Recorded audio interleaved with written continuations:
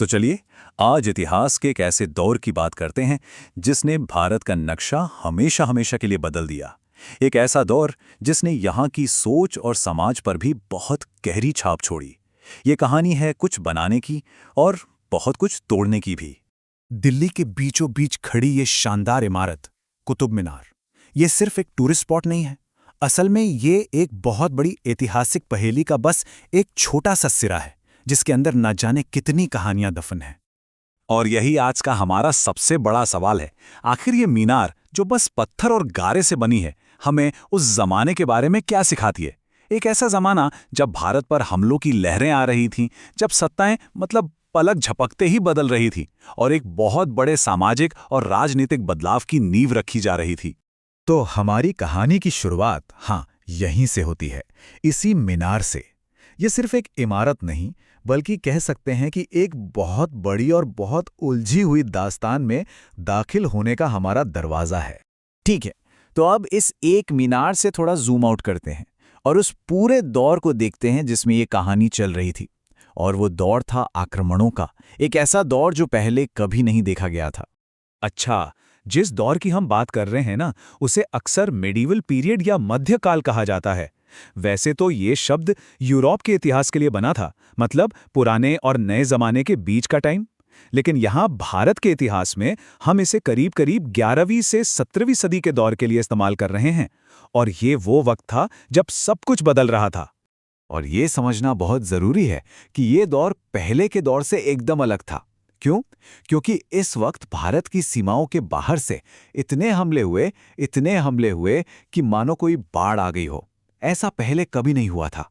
तो सवाल उठता है कि ये जो मध्य एशिया से तुर्क और अफगान हमलावर आ रहे थे, वो चाहते क्या थे? देखिए, इसके पीछे एक नहीं कई वजहें थीं। पहली तो थी जमीन, उन्हें अपना इलाका बढ़ाना था। दूसरी, भारत के बेहिसाब धन दौलत के किस्से जो उन्हें अपनी ओर खींच रहे थे। और कुछ का इरादा अपने धर्म को फैलाना भी था। और इसी उथल पुथल के बीच, इसी सब हंगामे के दौरान एक नई पॉलिटिकल पावर सामने आई। एक ताकत जिसे हम और आप दिल्ली सल्तनत के नाम से जानते हैं। अब देखिए, इस दिल्ली सल्तनत पर किसी एक ने राज नहीं किया। एक के बाद एक कुल 5 राजवंश आए। शुरुआत हुई मामलुक यानी गुलाम वंश से, फिर आए खिलजी, उसके बाद तुगलक, फिर सैयद और आखिर में लोधी।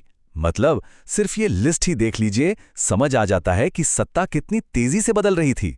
जरा इस नक्शे पर नजर डालिए, ये हमें सल्तनत के फैलाव की कहानी बताता है।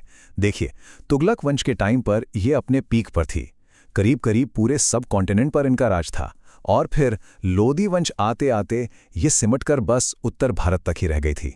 अब इस दौर की पॉलिटिक्स कितनी खतरनाक थी, इसका अंदाजा बस इस एक बात से लगाइए कि करीब करीब 3 में से 2 सुल्तानों ने अपने से पहले वाले सुल्तान को मारकर गद्दी हासिल की थी। सोचिए, सत्ता बदलना मतलब खून खराबा। सुल्तान को हमेशा अपनी जान का डर सताता था, और डर सिर्फ बाहरी दुश्मनों से नहीं बल्कि अपनों से था। और इस जानलेवा खेल का नतीजा क्या निकला?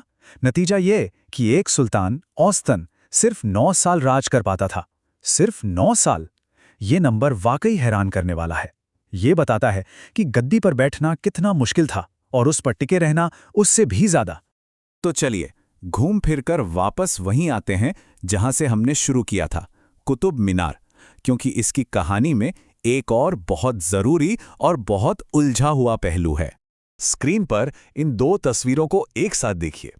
एक तरफ तो है कुतुब मीनार की शानदार कारीगरी, जबरदस्त आर्किटेक्चर, और वहीं दूसरी तरफ मस्जिद के अंदर लगे ये खंबे। इनकी कहानी बिल्कुल अलग है। तो क्या है इन खंभों की कहानी?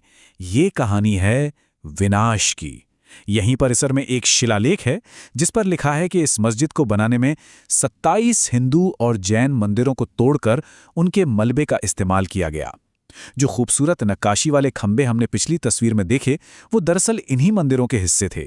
तो आखिर में एक बार फिर से जूम आउट करके बड़ी तस्वीर देखते हैं, और ये समझना ज़रूरी है कि दिल्ली सल्तनत भारत के उस लगातार बदलते हुए नक्शे के एक बहुत ज़रूरी हिस्सा तो थी, लेकिन वो अकेली नहीं थी। ये टाइमलाइन देखिए, 1206 में दिल्ली सल्तनत बनी, लेकिन जब उत्तर में ये एक बड़ी ताकत थी, उसी वक्त दक्षिण में विजयनगर जैसा शक्तिशाली साम्राज्य भी खड़ा हो रहा था। फिर 1398 में तैमूर के हमले ने सल्तनत की कमर तोड़ दी और आखिरकार 1526 में पानीपत की पहली लड़ाई हुई और मुगलों ने सल्तनत की जगह ले ली।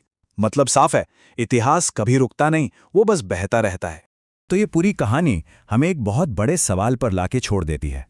अगर इतिहास का मतलब ही है लगातार नक्शों का बनना और बिगड़ना, लकीरों का खिंचना और मिटना, तो फिर आज के दौर में कौन सी नई लकीरें खींची जा रही हैं? कौन सी राजनीतिक, सामाजिक या सांस्कृतिक सीमाएं हैं जो आज बन रही हैं या टूट रही हैं? ये सवाल सोचने वाला है।